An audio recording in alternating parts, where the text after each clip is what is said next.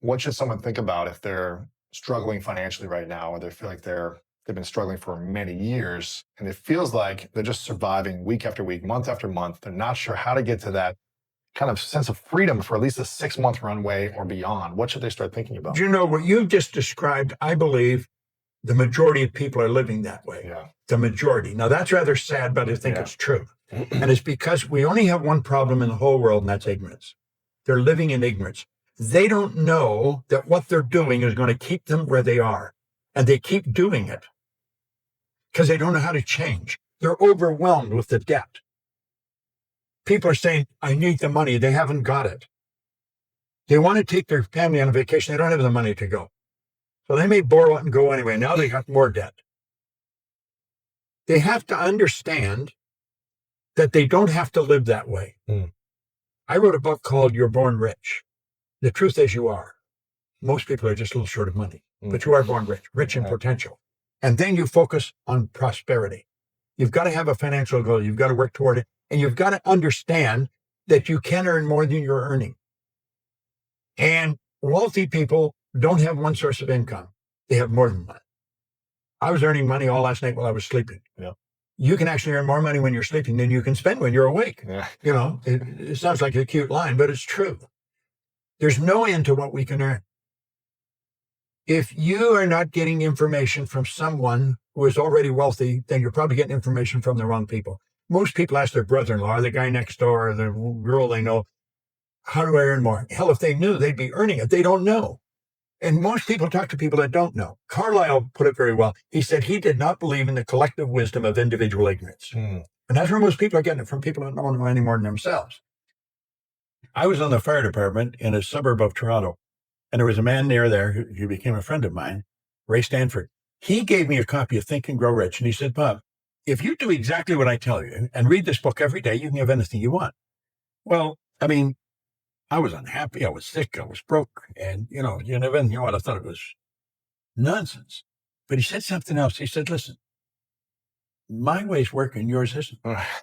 He was happy, healthy, and wealthy. The guy always had money on him. And big, healthy guy. And he said, you're unhappy, sick, and broke. So I said, I must know something you don't know. Why the hell don't you do what I tell you?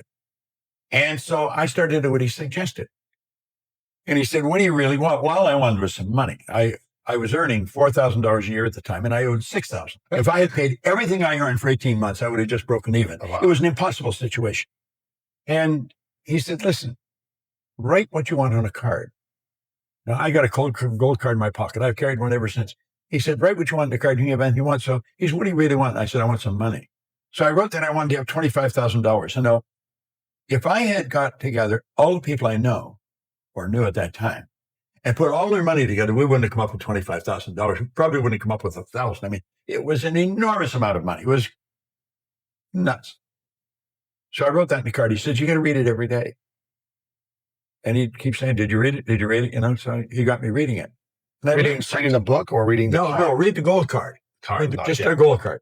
Read the gold card. I'm so happy and grateful now that I have 25,000. And I learned something very important from it. All I thought about prior to that was debt, because people are always phoning me, when are you going to pay me? If you think about debt, you're going to be in debt forever. Yeah. You become what you think about. Well, this gold card got me thinking about earning money. I never thought of earning money before. I thought about debt all the time. And it got me thinking of earning money. So I started to hear people talking about earning money. And because I heard them talking about it, it started me thinking about it. And some guy said, there's good money cleaning floors. I said, I'm not proud of cleaning floors. I was prepared to do anything. I wanted to earn this money. So I started to clean one office. And by the end of the year, I was earning $14,500 a month. What? I was on the fire department. The chief was only earning $11,500 a year. Well, I was earning $14,500. This was in a year from the start. I started to clean one office. It was Canada Starch. I'd wash the floor twice a month, $15 a time. I got $30. Then I got another one, Kirby's Construction. I got $65 a month. Well, do you know, in less than 5 years, I was cleaning an office in Toronto, Montreal, Boston, Cleveland, Atlanta, London, England. I mean, think going like a rocket. How should people be developing their imagination on a daily basis in a positive way? Well, I think they should take time to image what they want. I have a business partner, Sandy Gallagher, who's a brilliant woman, and she rides horses, gated horses. Mm-hmm. And she's in Kentucky right now. And she images herself as a world champion. Every day, she takes the time and she sees herself as a world champion. She sees herself getting the roses, getting the whole thing. And that's what you should do it. I think you build the image of what you want. I mean, you obviously imaged this studio before you ever built it. Right. I mean, everything you see here was part of the image in your mind. But everything you create twice. Once in here, once out here. Mm. You know? So you never get an original painting. Mm. You always get a duplicate. The picture's in here. Wow. So we have to see ourselves with what we want here. Now, we've got enormous deterrent in our paradigm. We're conditioned genetically and environmentally. And that conditioning is controlling most people's lives. That's why brilliant people are broke. Brilliant people are unhappy. Brilliant people never really accomplish very much. They're absolutely brilliant, but their paradigm is controlling them. It's all about intellect. I'm firmly convinced if a person doesn't understand a paradigm is nothing but a multitude of habits. They're programmed into your subconscious mind to control your behavior. It's got nothing to do with how smart you are. It's got nothing to do with what your formal education is. It's got nothing to do from which side of the tracks you come from. Mm-hmm. It has to do with your paradigm. The paradigm is a program in your subconscious mind. It's both genetic and environmental that's controlling your behavior.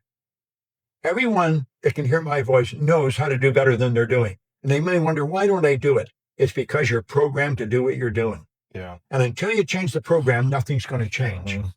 Paradigm has to be changed. Most people live through their senses because we're programmed to do that. Literally, we're programmed genetically and then environmentally to go by what we hear, see, smell, taste, touch. But, you know, I have a dog at home that can hear, see, smell, taste, touch. All animal life operates through senses. We've been created in God's image. We have these higher faculties. We are creative beings, literally. We have perception, the will, reason, imagination, memory, and intuition. They're the faculties that make us separate from everything else. Like, all the other little creatures on the planet are completely at home in their environment. We're the only creature that's totally disoriented in our environment. And that's because we've been given the faculties to create our own environment. Right. But we've never been taught how to use them. What does the power of generosity do for the other person and do for you, the giver? Givers gain. I think the giver enjoys more than the receiver. And I'm convinced that giving is one of the basic rules of success. You know, Emerson said that cause and effect was the law of laws. Action, reaction, or equal and opposite. So it's in harmony with the laws of the universe. And I believe this whole universe operates in a very orderly way. I'm very tuned into the laws of the universe. And I think that's why. When I could win, anybody can win. Yeah. It's just a matter of getting the right information from the right people. Mm-hmm. I think we get too much information from the wrong people. Yeah.